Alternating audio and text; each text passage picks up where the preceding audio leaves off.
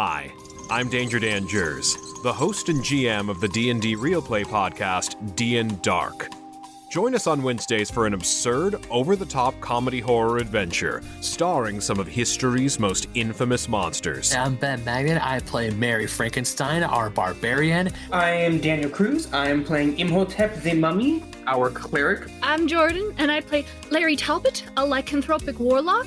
I am Grayson, playing Jack Griffin, the Invisible Man, the party's rogue. I am Aaron. I play the Phantom of the Opera, our bard. For more information, go to dndarkpodcast.com and listen to us anywhere you find podcasts.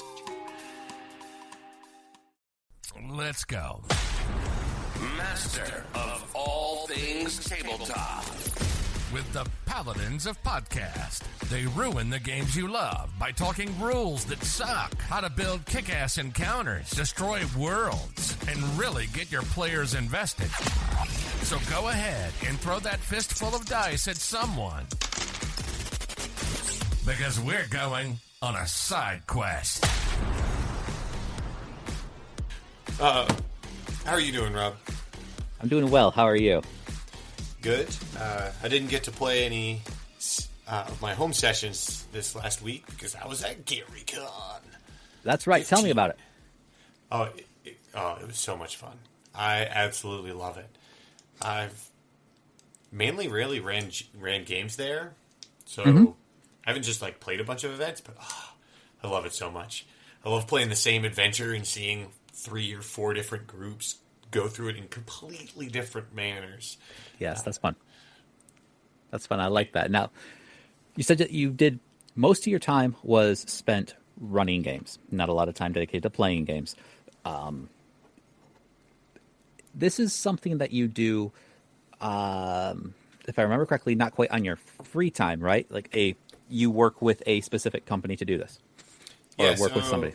The people that make Hackmaster, Kenzerco, they covered my hotel and they took me out to a lovely dinner in exchange for, basically I ran a bunch of most of the games that I ran were demo games, or at least introduction games to teach Hackmaster. Right. And then I ran a couple of events as well for higher level play, so that if people that really got hooked wanted to try it out and, keep the fan base engaged. I get that. Do they ask that you do an X amount of games per convention, or anytime you're at a convention kind of thing? Or is it kind of like that you're available to run one game, that's good enough? It's kind of like working 8 hours.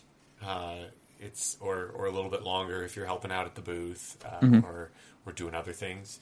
But those 8 hours are also just running games. So yes, it's it's kind of in payment for essentially working, but when working is just playing and having fun, it doesn't really feel like work. Of course. I know that there are some people who like the idea of running a game or two to get into a convention, just to get into the convention. I don't think a lot of them realize that when you're doing something like that, there are a lot of responsibilities and stipulations besides just a game or two. So, knowing that some people ask for an 8-hour commitment, 2 or 3 days while you're there is acceptable. Like you said, in lieu of payment, nice dinner, hotels covered. Truthfully, that expense right there is more than what most people bring home in 8 hours a day anyway. Well, it's kind of a win-win. Yeah. Win-win-win. The first win is obviously that you're just still playing games. Right. But if you, just for running these amount of games, yeah, I'm doing it for this company, but at the same time, the con just views it as me as being a GM. And so I get, the cool GM shirt, I got the free beer cup. Nice. And some dice, some miniatures, some adventures. So I can it's kind of like billing 2 jobs at once. So I like that. That's cool. That's great. Were there anything, because you had just mentioned you love running the same module, campaign, session, adventure for multiple different groups, seeing how they all go through it, because not all of them go through in the same exact way. Was there anything radically different? Anything that caught you off guard? Anything that surprised you from a group? Something that stood out? Throughout 5 games, I actually only managed to kill 2 players, even though most of my players were new, willing to make mistakes or put themselves in dangerous situations. It was actually a really bad situation in my last demo game. We only had 3 characters. There was a cleric, a mage, and an assassin, and they got ambushed by some orcs and goblins, and the goblins got off their range shots miraculously well. They got a critical, and they downed 2 of the 3 party members within like the opening volleys of this of the first combat as I'm teaching the game system to them. Wow, and nice. They were just like, well, I guess the first time we play this game, it's a TPK. And then the assassin managed to just hero it out. One of the orcs like fumbled and broke their weapons. And, nice. They just rolled exceptionally well and managed to survive. Brought it back. I like that. The only casualty was the elf. The elf had 1 hit point, and they got Threshold of Pain, and so they got basically knocked out of combat for a bit. Mm-hmm. They popped up and saw one of the goblins was trying to finish off one of their comrades, and they went to save him in a heroic moment and rolled a 1, and then the goblin shanked him. And they died. You know what? What is it? Bad rolls make for great stories? Yes, they do. I mean, everybody seemed to have a good time, though. That's the key, right? Yeah, they all had a blast. I got several friend requests on Facebook after the convention. Even better. That really builds up both your reputation as a professional and a master of the craft in the community. So it's a win-win-win-win. Yeah, this convention, this time it actually felt like I was kind of getting my foot in the door in the convention social circles by running enough games. And, it's a lot of fun. I love conventions. I'm planning on going to Gen Con August. Later. Yep, and because I just had so much fun at this convention, I started looking up a bunch of other local cons that I can go to. So I'm going to try to go to a bunch more. Nice. Now, I would say that in February, when Genghis Khan took off, I'd like to say that was kind of the start of the convention season. It kind of starts slow with a few, but it picks up. Summer kicks, and then by September through November, we're back into small ones before the holiday season. Is that about how it feels for you on the other coast? Yeah, I feel like convention season does start in... I mean, it does kind of go all year around. I think there is, like, the bigger cons are mainly, like, in the Midwest and East, and I feel like those are primarily, kind of spring to early fall. Yeah, and I know we were just talking about it. It seems like when it comes to gaming conventions, Gen Con seems to be the kind of like the mecca of them in August. But at least for North America, yeah, it's definitely the mecca. You were telling me just beforehand about Essen, the German convention. Yeah, Essen. It's a board gaming convention, and that one's like 210,000 people. It's gigantic. That is crazy. I only know about so many. I learned about a number of European conventions because I chatted with someone at GaryCon from Germany. Nice. I dig that too. Yeah, the German government actually gives money to his organization, which teaches role-playing games at like the youth and high school level. I wish I remembered the name. It's all right. It happens. Thinking about like as we talk about it too. I mean, I think you and I consider small, medium, and large conventions a little differently.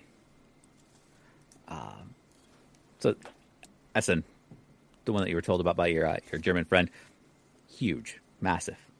Yeah. In fact, to equate that for some of our listeners who are not familiar with convention sizes, that's actually about double the size of LA Comic-Con, which is one of the most popular Comic-Con. Actually, it is the most popular Comic-Con in North America, and probably one of our largest conventions. So double the size of that. We've talked about Gen Con a lot because it's one of the oldest and most well-known. Their population attendance list fits between 45 to 60,000, 75,000 people that a one year. feels enormous. Gen Con, it's spread across so far that it's hard not to feel the size of it. But then again, I haven't been to a larger convention center. Yeah, that's true. That's true. You know, I've gone to large events, but I've never seen a convention center's events list spread out so far, to say the least. Gen Con tends to have it between there's 5 or 6 hotels directly connected to the convention center via Skywalk, and those 5 to 7 hotels all have events in them. The convention center is loaded with events, and then on top of that, there are events that are also slightly farther away that are not tied to Skywalks that you have to walk a block or two to get to. Yeah, I think they rented out the football stadium, and there were events going in on the entire football field. I heard something about that, we missed an opportunity. Lucas Oil Field, our tech guy Mike, he said, "Hey, we missed some stuff going on at the Lucas Oil Field. We got to make sure we check it out next year." I said, "What the hell did we miss?" He says, "I don't know. I just seen that we missed it, so we got to check it out." I'm like, okay. I think there was 1 year. I think that might have been the Adventures League, where they did all that because they just needed a huge space for all the games they're running. Sure. I think there was also a True Dungeon thing that was out there. We get to walk through a dungeon? Yeah. Have you not heard about True Dungeon or RPEX? No, not quite. I'm going to talk about RPEX because I really enjoy I'm friends with some of the members in the company. But it's basically instead of playing through a dungeon sitting down, you walk through the adventure, and so they'll set up a tavern to talk to, and they'll set up rooms in the dungeon, and they'll have actors playing as a GM walking with you, and monsters will be people dressed up as orcs and goblins or whatever else they have there. It's really cool because you'll gain items and loot. You gain little pins. If you have chainmail, you'll have a chainmail little pin. So it's kind of like LARP on crack. Yeah, it's a LARP. Nice. That's cool. It's funny because it always sounds so appealing when people put it like this, and if it's as far as you say, it sounds like something I could handle. Basic LARP, I tried a few times and I could not grasp it. I don't like it. Really, you don't like LARPing? No, I'm surprised. A lot of people are, but I like SCA by example. What's SCA? SCA is like your Renaissance fair, but instead of it being an actual fair, it's a SCA community event where people dress up as the knights, the kings, the queens, the blacksmiths, and there's actually storylines. Those individuals who are dressed up are playing a character while they're there. They compete in jousting tournaments as knights, and they have actual heraldry. I can never say that word. Heraldry? Yes. Okay. Thank you. Just modulate that and you'll have said it. It's all right. They follow that. They follow king and queen orders, etc. And every year, essentially, is a new season. It is incredibly cool. It's like what you see on what was it? You see Role Models. The movie. I actually have heard of this. The one game that I've been kicked out of was some of the people that ran it were involved in that. They were royalty and higher ups in the local Montana society. Yeah, it's pretty cool. It's pretty cool. You settle your sword. You settle your differences with a tournament style sword fight would be a lot nicer than playing rock paper scissors like I did when I LARPed. It was lame. So I'm surprised. Don't you dress up for your games to GM your games? Before my arm injury, yes. And once I can finally take the stupid splint off for good, I'm going to get back into it. Well, what's the difference between that and LARPing? A lot, actually. So in LARPing, I generally was constricted to a parking lot for my city-sized playing field. And we got to solve interactions and conflict with rock, paper, scissors. and then I would get to pin little pieces of paper to my shirt that would kind of detail conditions or modifiers, etc. And it felt wonky, super clunky.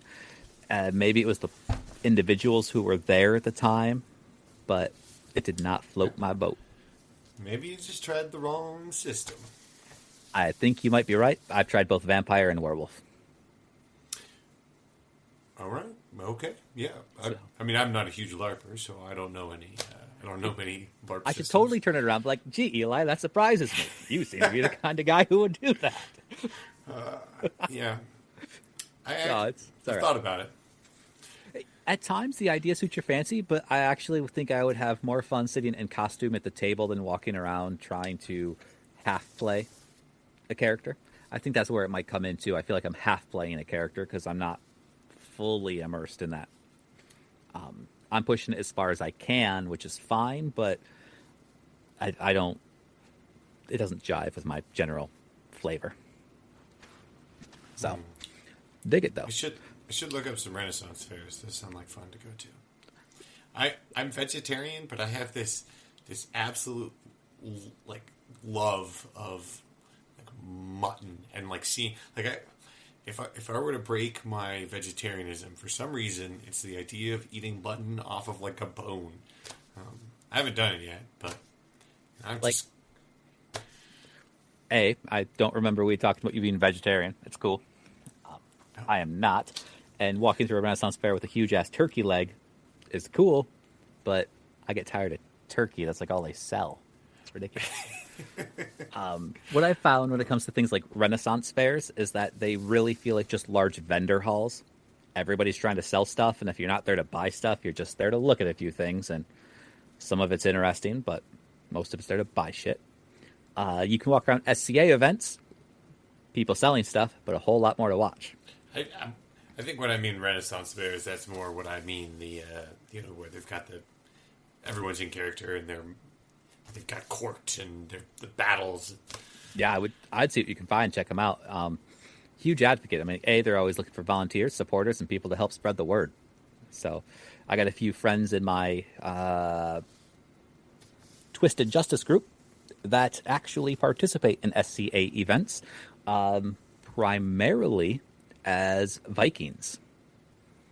Interesting. So one of the really cool things is that certain SCA events, actually sanctioned SCA itself, is medieval Europe, and everything has to be justified in that time period.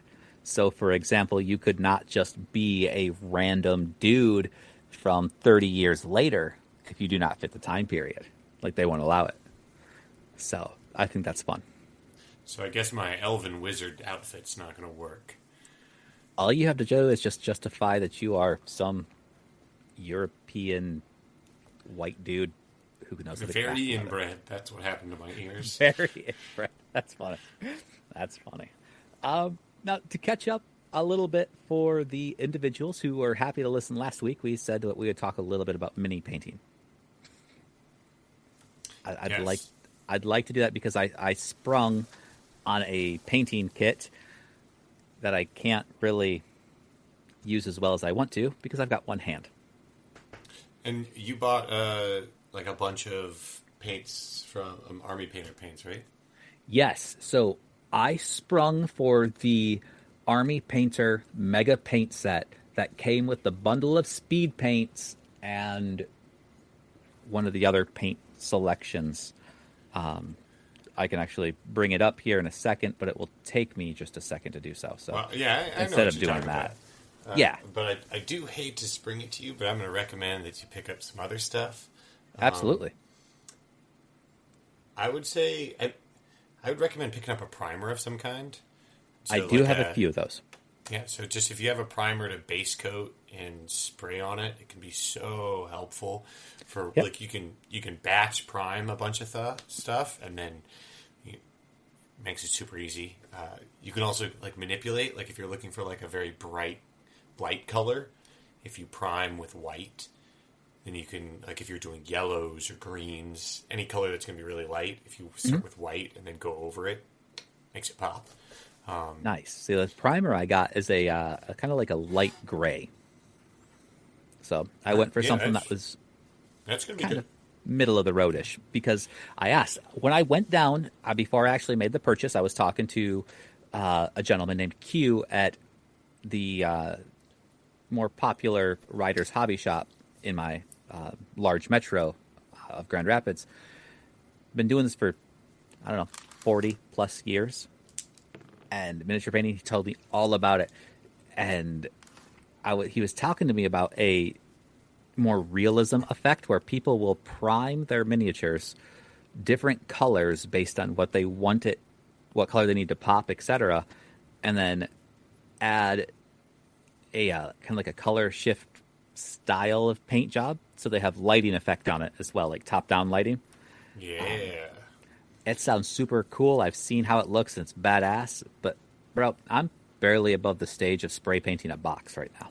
Yeah, so what I would say is, I mean, practice makes perfect. I would start on the miniatures that are going to be primarily 1, 2, or 3 colors. Mm-hmm. So, like, if you have any elementals or, like, things that are going to be all just a couple colors. Because then what you can do is you can prime it, you dry brush it, use a wash, and already at that point, after using a wash is like cheating. It's just so nice. Because you apply the wash, and it will basically look like it's weathered. If you use like a dark wash, then it just fills all the crevices, and all of a sudden, boom, you have shadows. Okay. And then the final step is you can either go back and very lightly dry brush, and you do that so that, because if everything's dark, you use your dry brushing very lightly just to catch the edges where the light would hit, and you've got shadow, you got depth, you're golden. And you were telling me that a makeup brush is actually really good for dry brushing. Oh yeah, makeup brushes are wonderful. But right. If you basically just do that, prime, dry brush, wash, dry brush again, easy. And then from there, you can learn edge highlighting, or you can just start adding more colors to your process, and naturally you'll just get better. That's fair. I dig that.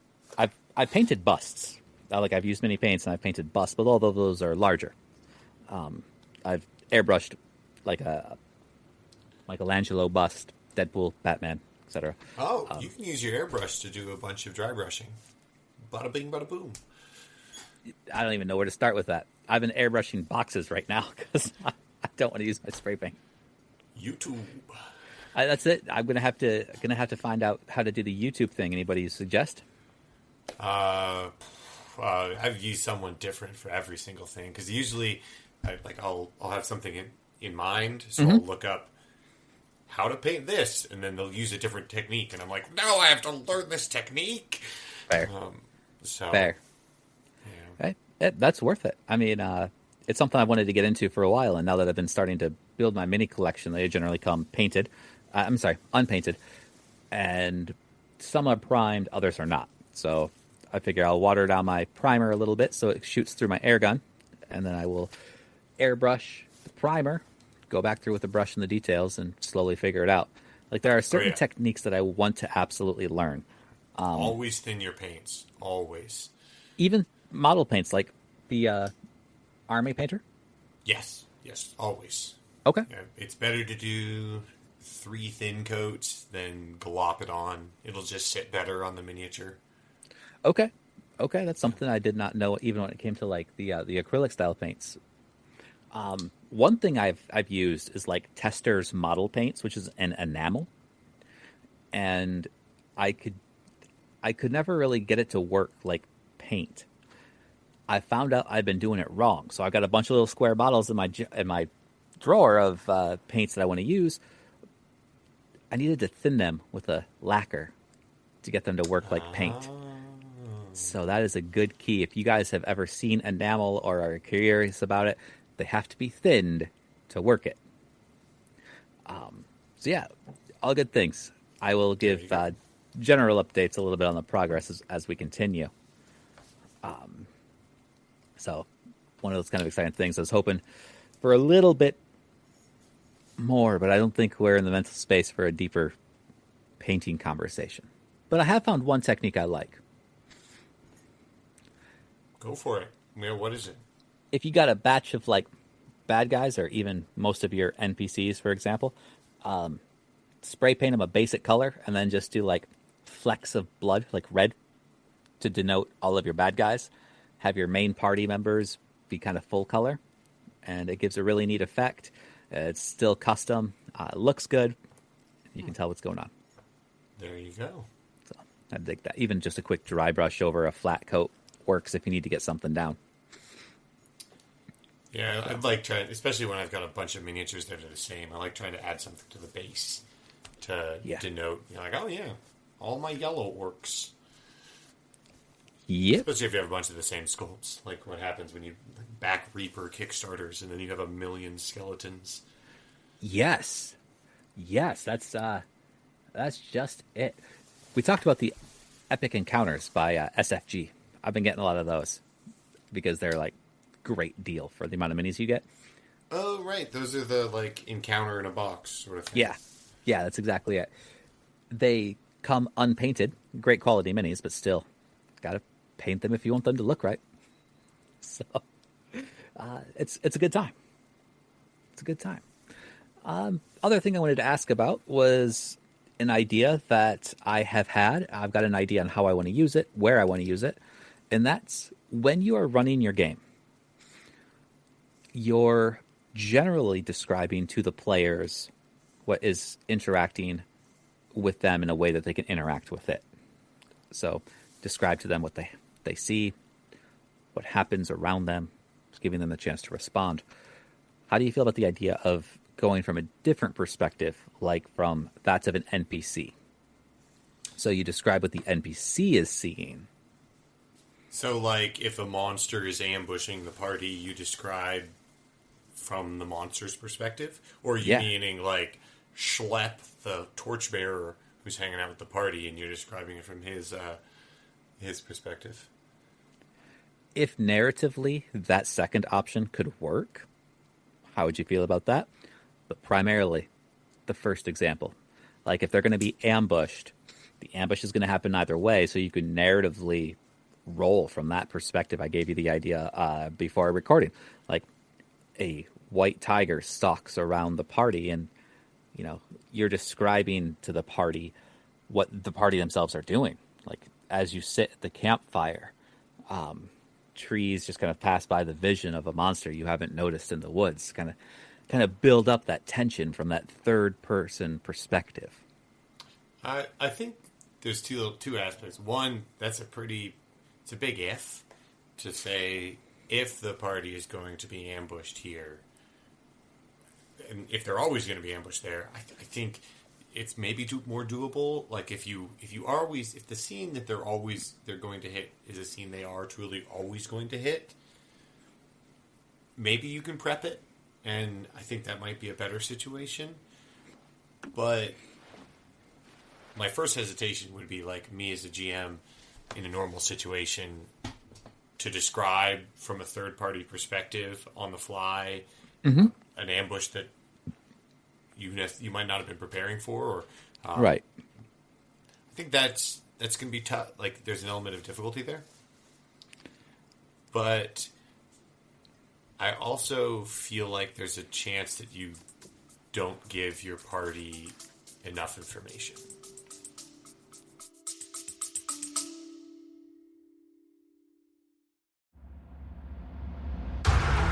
Are you looking for a D&D podcast with a dark side? Something more like Game of Thrones and less like Monty Python? Tale of the Manticore is part dark fantasy audio drama, part solo D&D RPG. There's no plot armor here. The dice make all the important decisions. Join me as I resurrect the excitement, wonder, and emotion of old school D&D. Made for a mature audience, Tale of the Manticore is both a fiction and a game. It's the story where chaos rolls.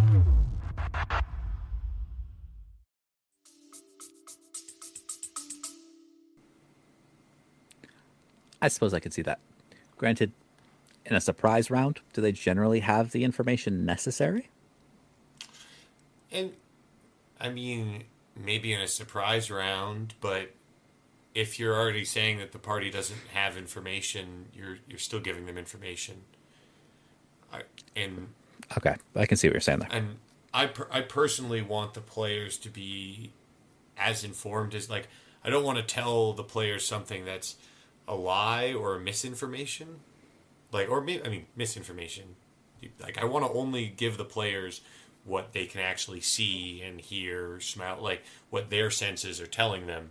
I want to let the players make the deductions. Sure. That's fair. I like it. And the reason this idea had come up is because a while back I had written down something that ended in that way. I will give you the quick descriptor here that I wrote down, and our conversation based on if I pushed the idea a little farther. So it says, the white tiger stalks silently through the shadows, his eyes a hint of glowing orange, intelligent and thoughtful. He makes his way through the area easily without disturbing so much as a branch or loose leaf dusted on the ground. His lips pulled back in a small sneer as though he is scenting something unpleasant dangling in the air. He continues to slowly circle, watching the scene unfold in front of him. Then I have the note, DC to hear him, DC to see him, and a DC to see just the glowing eyes in the forest, dark forest line in front of the party. Yeah, I guess I kind of run into the issue that, like, from the player's perspective, they're just moving. Like, I think that's a beautiful piece that you've written there. But from the player's perspective, if they're not seeing all that and like they have a DC just to see glowing eyes, like you're basically telling the players what's there before their characters actually know it. Yes, and I believe that position can be slightly controversial. I guess it is. Which is why, like I said, I haven't run that yet, but I love the idea of building letting everybody know what's happening to instill certain feelings, and then letting certain roles kind of dictate their allowable actions. Like, let's say in this case, the tiger is going to pounce either way, but if you are able to hit one of those DCs, you're not really surprised. Like, you catch something soon enough to guard up. I'm trying to... Yeah, go ahead. I really agree with like your intention for more narrative games, and for fantasy games. For me, for my fantasy games, I try to run them low fantasy, kind of like nitty gritty. But for games that are more narrative, like what I really enjoy in my sci-fi games, 120% yes, I agree with you. Like if with a more narrative game where players have control of the narrative, oh yes, I want them to know. I want us to be on the same page about the plot line, and what's happening around them. But when I like nitty gritty games, I mean, you know what you can, like, what's around you and what you can see. Right. So that tangibility for the player is paramount. Like, they have to be the one who's immersed. Yes. Stepping outside. Okay, that's fair. I like that, and I agree. That's usually how I run. Partially also the exact reason why I haven't stuck anything like this in a game so far. Like, I'm not sure if it's going to track well or how well I'm going to be able to pull it off in a scenario, because it is more narrative. It's a take that you have to have at least captivated the attention enough to drive the point. Works well in stories, and that's kind of where I pulled the idea from. Just sometimes a story starts with the oh shit moment that the character doesn't know about yet. I'd like to be able to find a way to integrate that in a way that makes sense.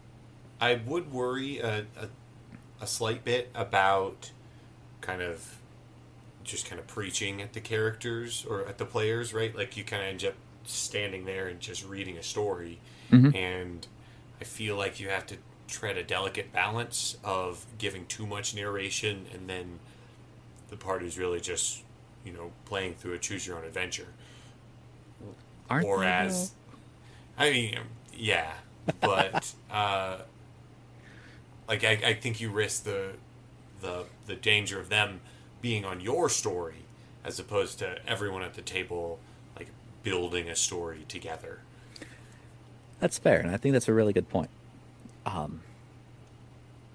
So, because I'm curious, and I absolutely agree with what you're saying, and want to know how something like this would work. I'll let my party vote on it. One of my parties vote on it.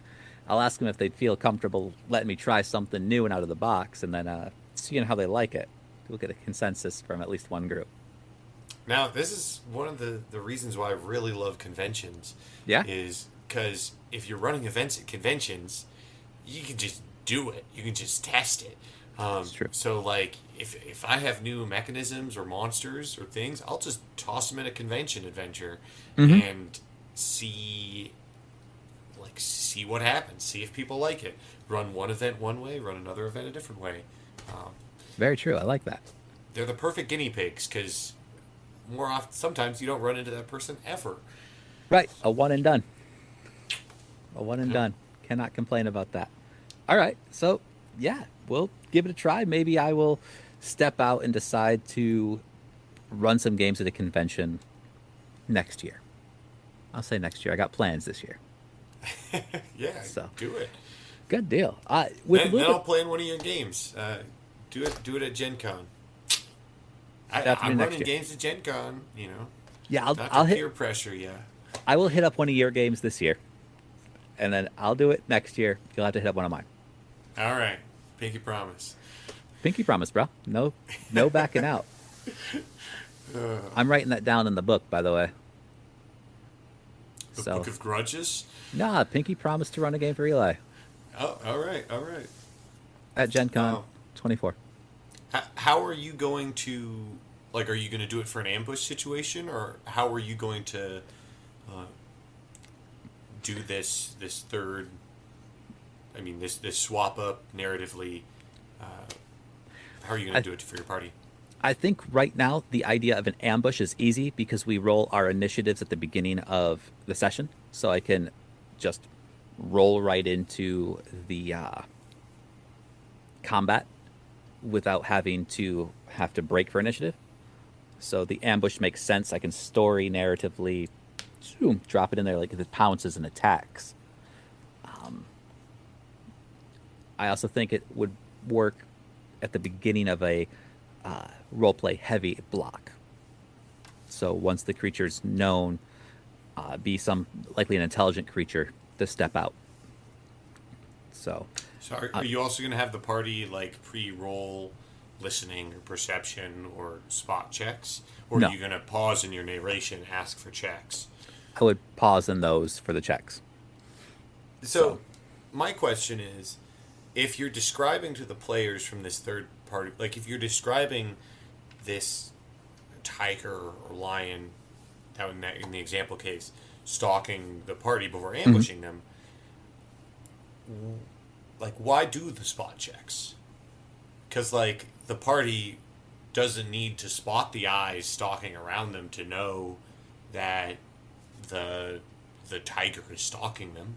Like, will it give them any actual tangible benefit? I think if it was going to attack at the moment here, by the example, it would allow them to avoid a surprise round.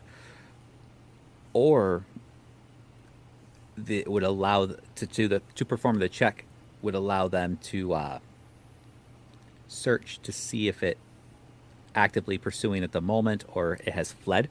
For example, let's say this example here would not result in anything but just a, hey, you are being watched by something. Oh, so you're going to describe this tiger stalking them and then lead up to the like insinuate it's stalking, that it's going to attack the party, have them do spot checks, and then kind of a little bit of a bait and switch and potentially the description.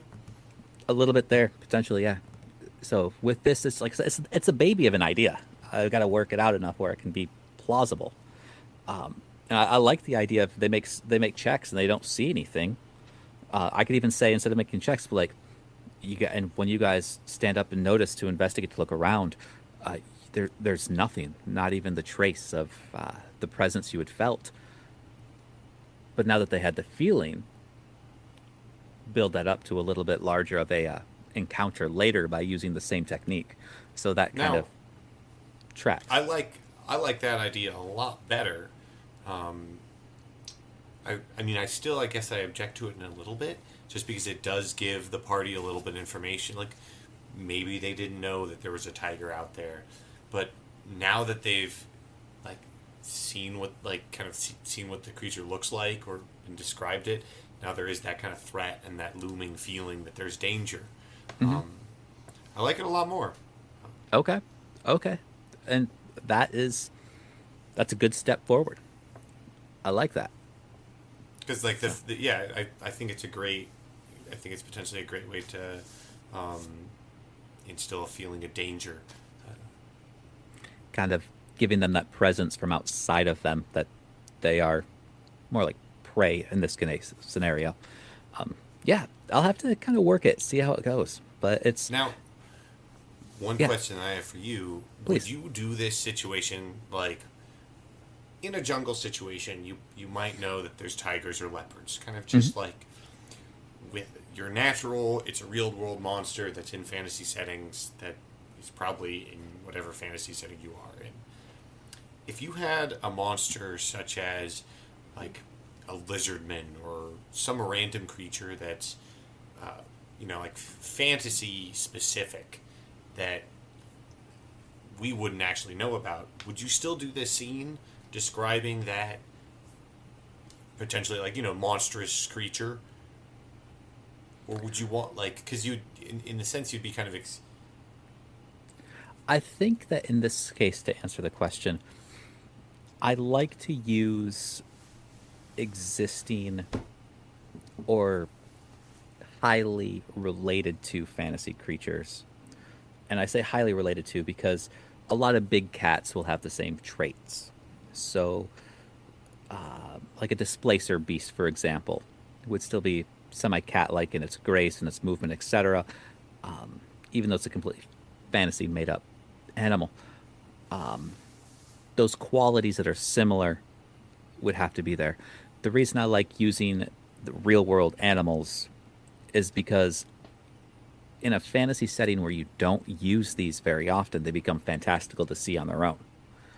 And then when you are fantastically describing what they're doing, it adds to that mysticism. I don't think I would step too far from that, and it would only be used in times of, I don't want to say importance, but in times of great narrative objective. I think is a good way to put that. So. Okay. Yeah. Like with a more fantastical creature, they might have more questions about what it is as opposed to the kind of themes or feelings it's supposed to express. Right. So like if I say a white tiger, people know what a white tiger is. But if I was to say end it without an animal name, like with what looks like a furry goat man with a cat tail. Like what the hell is that? What am I supposed to be afraid of? Or if I said Inabixian, which is a goat man from D&D, like I don't know what that is. Why am I supposed to be afraid of it? But they know what a tiger is, what a tiger can do. And a tiger in a fantastical setting most likely is not just a tiger.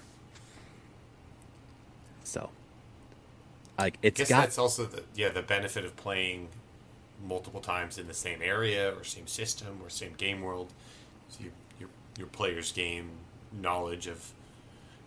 Maybe that's a good reason to let them read the bestiary or monster manuals. As I'm building up Animar as an example, these are great ideas. Like, I've included what kind of holidays the regions would have for them, what kind of things they'd be familiar with, city information on cities that they're familiar with before all their campaigns started.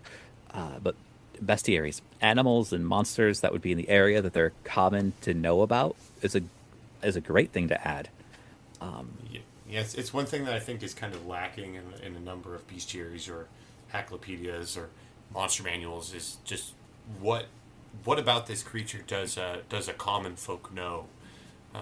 Because oftentimes it gives you all this high level detailed information that you'd know as a scholar or as your omnipotent GM, but what does Joe Schmo and Animar know about a Nibixian or a Sphinx? Right, like sphinxes are statues for some people. They don't know that they're actual creatures. So, yeah, I think that's a great idea. And now that we've even just broached that idea, adding it can add a lot to both my player knowledge and their experience of in-depth entertainment. So, I dig it. I will next week. After I go through my Saturday game, next week I'll tell you about something else I've done to both parties once I have all the results in. Ooh. So, I don't know if I'm gonna have a game this week. I'm so sad. oh, dude, how's your DM Game Master only game going? Are we still going with that? Oh yeah, we didn't meet. We were supposed to meet on Monday, but a number of us were at GaryCon, so but hey, just it's catching still up with things. Yeah, I think we're doing maybe next Monday. Good. But it's going strong, even though we've missed a couple sessions. So it's still going, and hopefully that's that important. means it's still going. Yeah, Cross my fingers. yeah. I'll tell you. Just before we close out the episode here, I am going to officiate one of my players' weddings on Monday. Congratulations to you both, or Thank to you. all three of you. Yes, Or this however is- many. This is their first wedding. It's my first wedding to officiate.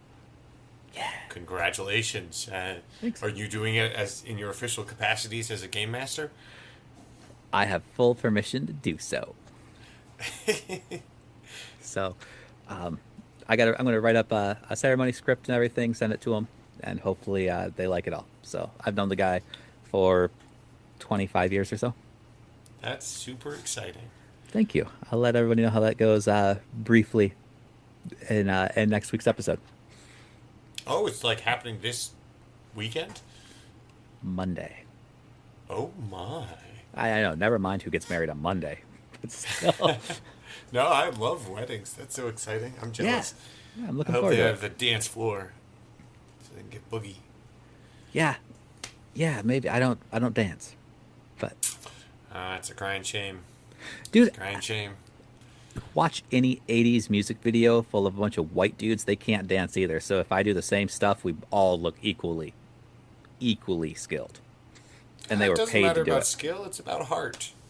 It's about getting out there and shaking your tail feathers. It's kind of like GMing. You just gotta have a lot of. You gotta put your heart and soul into it, and then the skills will come with time. 0 ranks and perform. Dance. All right, guys. Eli, any words of advice? Don't mix wine and hard liquor. I don't know. I don't have any good advice. Stick to micro shots. That's fair. Don't leave fish on the counter.